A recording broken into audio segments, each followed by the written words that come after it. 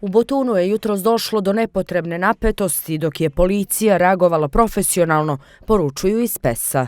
Mislim da niko nije povređen ili na bilo koji način nije napravljena šteta bilo kom građaninu. Na kraju javni interes je morao biti sproveden i na neki način možemo slobodno da kažemo da je, imajući u vidu kompleksnost i čitavu situaciju i sve prošlo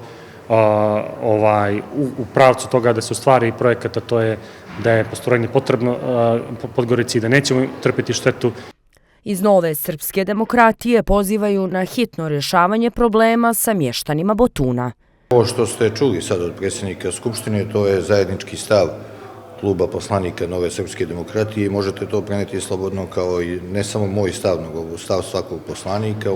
U opoziciji smatraju da je situacija u Botunu posljedica loše komunikacije lokalne i državne vlasti i građana, dok su nadležni, kako kažu, direktno doprinijeli današnjem scenariju.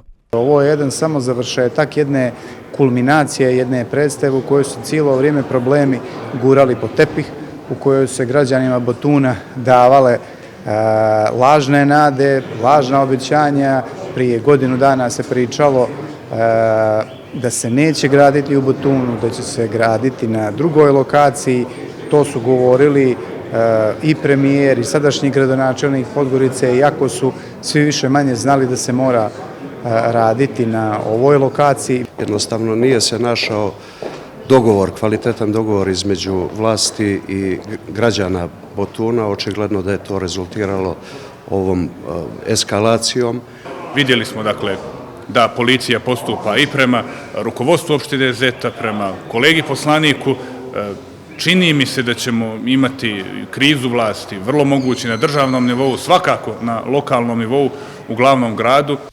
Ipak, saglasni su u jednom, dešavanju u Botunu su najupečatljiviji događaj kojim se završava 2025. godina.